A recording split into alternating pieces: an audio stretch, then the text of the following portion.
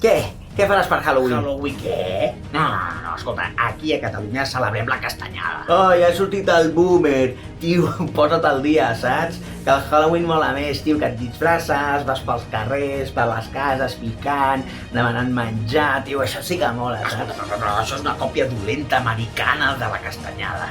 Aquí mengem dolços, panellets, expliquem històries de por, anem al cementiri a veure els morts, mengem moniatos, castanyes... Va. Festes d'aquí, nostres, tradició Però, nostra. tio, qui ho fa això aquí, tio? Tio, és molt més samat el Halloween, tio. El teu és un avorriment. Això sembla una pel·lícula, hosti, és molt més excitant. Hosti, mola molt més. Perdona, jo sí que ho faig. I la meva família també. Estàs destrossant la nostra cultura. Perdona, tio, ets tu que no t'adaptes als temps, tio. Que això no és nostre, això és la globalització, el capitalisme, el Hollywood. Ets un retrògrad, tio, ets un conservador. Estàs en contra del progrés, tio. Vine aquí, digue-m'ho a la cara. Vine aquí, digue-m'ho a la Què? cara. Vols una castanya? Vols una castanya? Veuràs tu la que et fotrà la castanya. Aturem la discussió aquí. Realment, aquesta discussió és una realitat que ens hem trobat els últims anys, per no dir quasi dècades, al nostre país. La castanyada o Halloween. Què hem de celebrar? Hi ha alguna de les dues que sigui millor? I és que en els darrers anys, la castanyada, Tots Sants, s'ha vist com afectada per aquesta festivitat que associem als Estats Units de Halloween i que ara ha creuat l'Atlàntic i sembla que ens estigui envaint, tot plegat per la influència del màrqueting nord-americà i de les pel·lícules de Hollywood. En aquest vídeo especial de Tots Sants intentarem esbrinar si aquestes dues festes són tan diferents com sembla i fins i tot, al millor descobrim que Halloween té alguna tradició catalana. Som-hi! El canal d'en CC. De qui? D'en CC. Abans de seguir, per cert, recordar-vos que aquest vídeo és possible gràcies als seguidors de l'aixeta.cat. Si consideres que el contingut que faig és interessant i t'agrada i vols que pugui seguir-ne fent amb certa regularitat, doncs pots buscar el teu pla, els teus millors regals, les teves millors recompenses i fer-te subscriptor de l'aixeta. Tindreu l'enllaç a la descripció. Moltes gràcies a tots els que continueu donant-me suport. Primer de tot, què celebra Halloween? Què celebra la castanyada? Evidentment, celebren el mateix.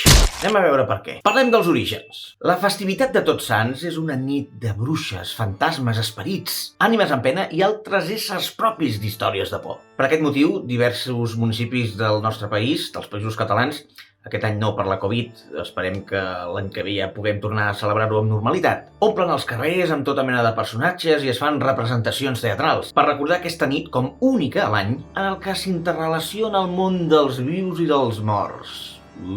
Tot plegat comença a la cultura celta. Els celtes dividien el seu any en dues parts, la de la llum, que abraçava la primavera i l'estiu, i la de la foscor, que englobava, doncs, evidentment, la tardor i l'hivern. Enmig d'aquests dos períodes hi havia un moment de transició que s'aprofitava per celebrar el Samhain. Samhain és una paraula celta, no sé com es deu pronunciar exactament, però pel que he vist a Google traduint vol dir novembre, i que per ells era l'any nou celta. Aquest nom gaèlic donava nom a la festivitat, que servia per donar la benvinguda a l'època d'obscuritat. I en aquest impàs és on es creia que els difunts podien contactar amb els vius. Aquesta cultura celta va ser fàcil d'apropiar-se, especialment a la cultura mediterrània. A partir del novembre la tardor es fa forta i l'estiu ja s'ha acabat definitivament. La terra, que ja ha donat els seus fruits, s'espera ja a la sembra de l'any que ve. Els arbres perden les fulles, els boscos es tornen amb colors de tardor pur, taronjat, vermellós. I tret de l'estiuet de Sant Martí, el fred comença a fer-se notar de forma molt evident. El bon temps s'ha acabat. I com no podia ser d'una altra manera, la religió catòlica abraça la tradició celta i se la fa seva. De fet, a l'Església Catòlica hi ha un dia dedicat a tots els sants, a tots els difunts. Segons diu la tradició, el primer dia de novembre els vius visiten els morts, i el segon dia de novembre és al revés, els morts visiten els vius. Per això, en la nostra tradició celebrem 31 d'octubre, la nit dels morts o la nit de les ànimes. El 1 de novembre, Tots Sants. I el 2 de novembre, dia dels morts o dia dels difunts. De fet, Tots Sants és una de les festivitats més antigues del món cristià. I als països catalans, o a Espanya, a Portugal, França, és un dia festiu. Ara bé, com es fa aquest pas de la cultura celta a la cristiana? Doncs no és fins al segle VII que el cristianisme adopta aquesta festa com a pròpia, i ho fa de la mà del papa Bonifaci IV, que en lloc de destruir el panteó romà en honor a tots els déus, que eren pagans, va consagrar el temple en honor a la Verge i a tots els màrtirs. És a dir, de tots els déus pagans va passar a tots els màrtirs. Segles més tard s'entendria com tots els màrtirs, com tots els sants, clar. El papa Gregori IV va ser el responsable d'aquest canvi que desinstitucionalitzat a l'Església i va fixar el primer dia de novembre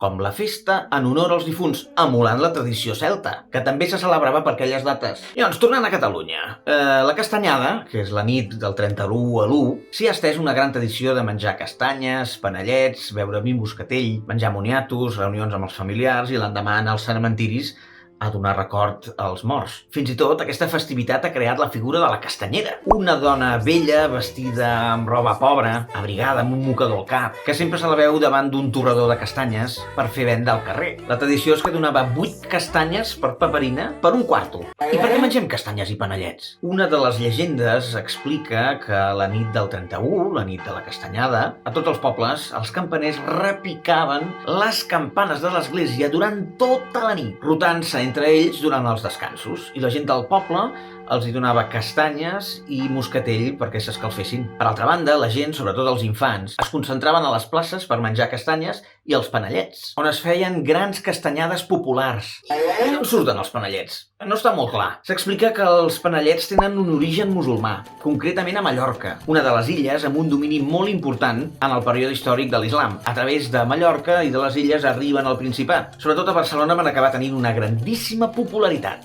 S'explica que en lloc de vendre'ls es sortejaven, sobretot als antics cafès al voltant de les Rambles de Barcelona, on es feien veritables grans rifes per obtenir aquests dolços tan saborosos. També s'explica que eren els padrins que regalaven panellets als seus fillols, una tradició molt similar al que es fa amb la mona. També s'explica que durant la nit de la castanyada, a les cases de bona part dels territoris catalans, les famílies deixaven els panellets sobre la taula per oferir-los als difunts. La tradició explica que els familiars morts visitaven les cases dels seus descendents i inspeccionaven si els havien deixat menjar, perquè això volia dir que tenien un record per ells i, per tant, els morts se sentien reconfortats.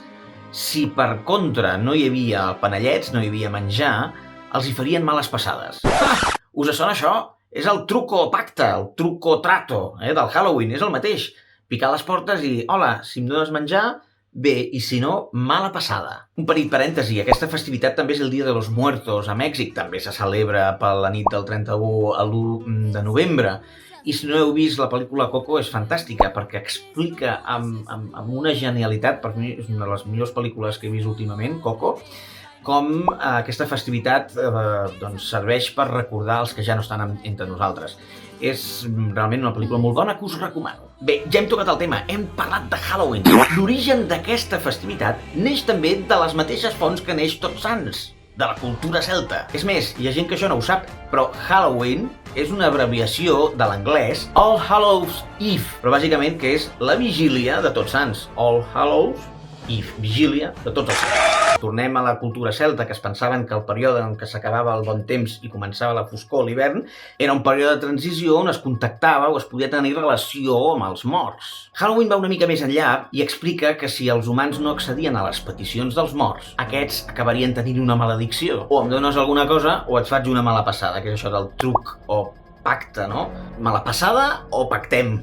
Truc o tracte? La tradició explica que per evitar que els morts entressin a les cases, la gent decorava les façanes amb coses horribles, ossos, calaveres, coses mortíferes, que espantessin. Tot de coses desagradables perquè els morts tornessin a les tombes. Moltes d'aquestes tradicions de Halloween van acabar-se convertint en jocs infantils, sobretot de la immigració molt nombrosa d'irlandesos al continent nord-americà. Evidentment, els irlandesos, cultura celta, van exportar aquestes tradicions. Al tanto, que va de canto, català correcte. Al principi us he dit que potser Halloween té alguna tradició catalana. És possible que si els catalans celebrem Halloween en lloc de la castanyada, en el fons estem retornant a una festa encara més antiga nostra?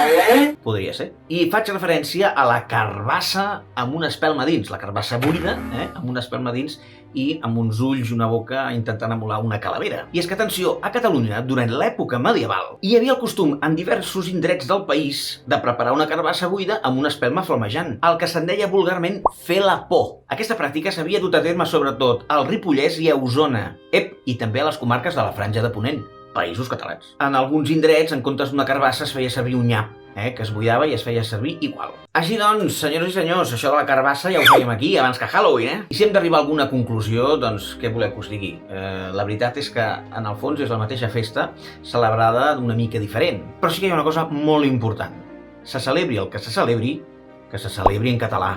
Evidentment, si hem d'escollir alguna cosa és més nostrada la castanyada i Tots Sants. Però no és incompatible celebrar-ho tot, sempre que es faci en català, que és la veritable eina d'integració.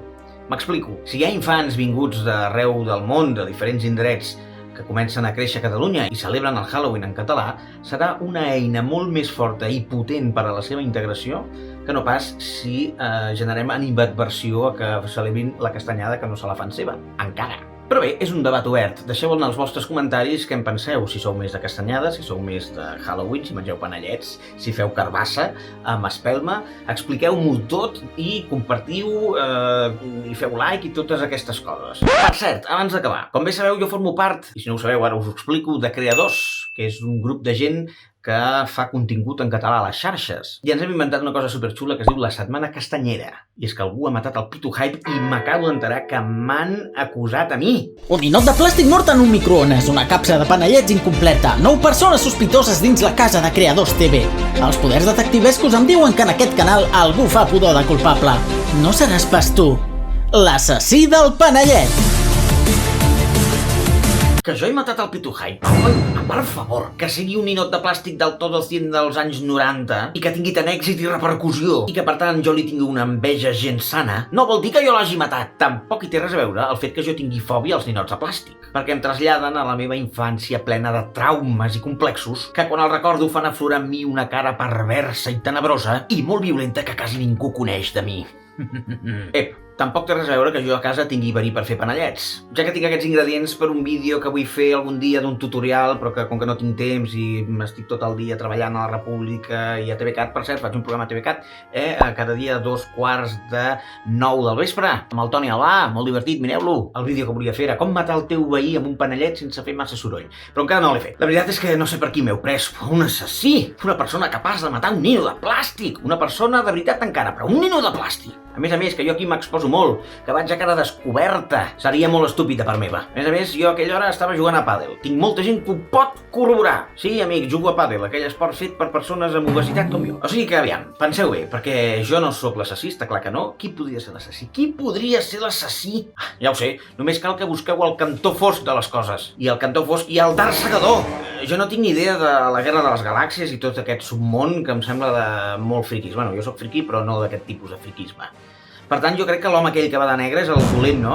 Doncs aquest, si és el dolent, és ell l'assassí, això està clar. Per cert, una pista. Fa unes setmanes, el Dark Segador em va confessar que ell era el pare del Pitu Hype. Que sí, amics, que el Pitu Hype és el fill del Dark Segador. Estaríem parlant d'un parricidi! No sé com es diu aquesta paraula. Vinga, va, perseguiu-lo a ell i a mi deixa'm en pau, que estic a punt d'acabar aquí una tomba així petiteta, i cap un ninot, justament. Però no té res a veure, vull dir, és per un bonsai que m'han portat de Japó per l'Amazon Prime. Apa, adeu!